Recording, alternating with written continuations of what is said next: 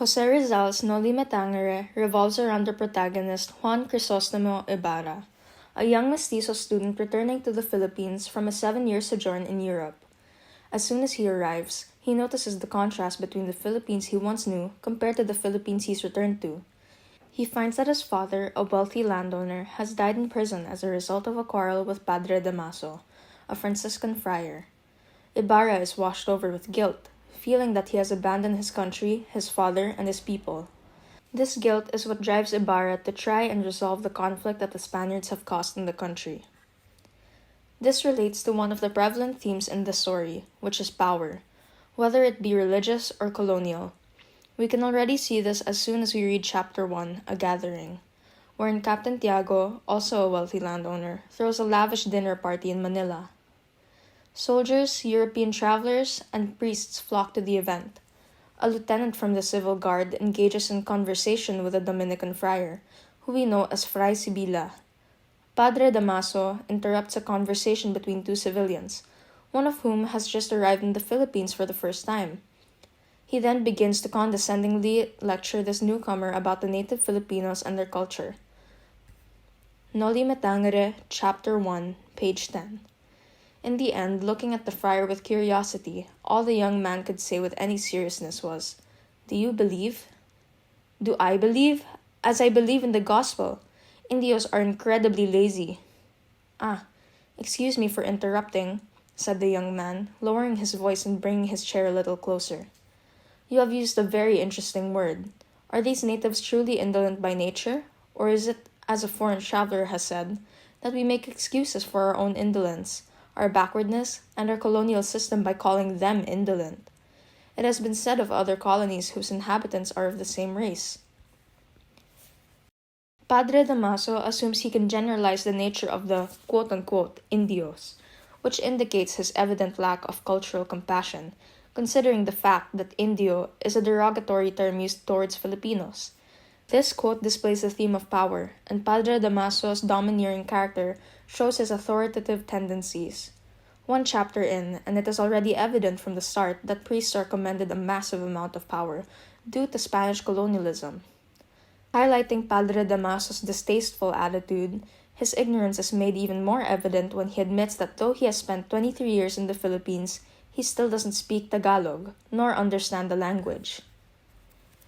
Noli Me Tangere, Chapter 1, page 9. I have had 23 years of rice and bananas, and I can speak with authority. Don't give me your theories or rhetoric. I know the Indio. You have to understand that when I arrived in this country, I was posted to a small town.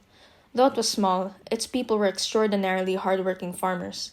To this day, I cannot understand Tagalog very well. From this excerpt, we can see Padre Damaso's disrespect for the Filipinos.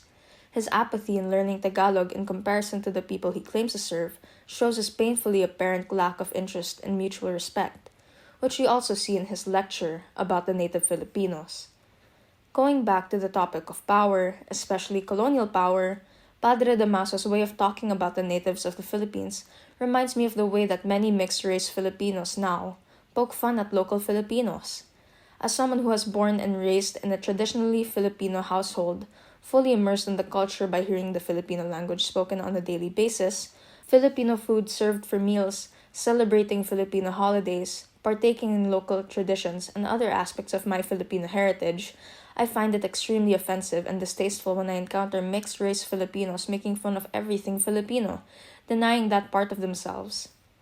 An observation I have made is that many of the mixed-race Filipinos who have lived overseas, that I and my friends have met, display a colonial mentality towards anything Filipino, which is definitively harmful.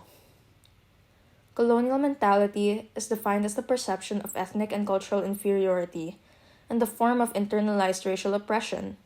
It is deemed as a direct consequence of the Philippines' long history of colonialism.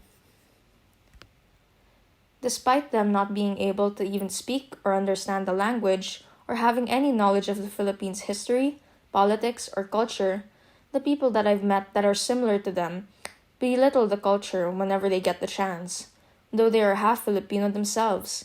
Sometimes they act as if they are ashamed of their Filipino heritage and identify themselves as anything but Filipino, whether it be American, European, or even other Asian ethnicities. But why is that? If we, as decent people, travel to different countries and choose to respect their culture, though we don't understand their cultural differences sometimes, why can't a mixed race Filipino respect the Philippines when the other half of them is from the Philippines? You have used a very interesting word. Are these natives truly indolent by nature? Or is it, as a foreign traveler has said, that we make excuses for our own indolence, our backwardness, and our colonial system by calling them indolent? It has been said of other colonies whose inhabitants are of the same race. Noli, Tángere, Chapter 1, page 10. In conclusion, I believe that novels like Noli, Tángere are crucial for the Filipino youth to read if they are to progress as a people. Rizal's writings shed light on the struggles of the Filipinos under the oppressive rule of the Spanish colonialists, which sparked a revolution. Our forefathers wanted change and freedom, but the same conflicts are still present today. If we are not knowledgeable about our history, we are doomed to commit the same mistakes.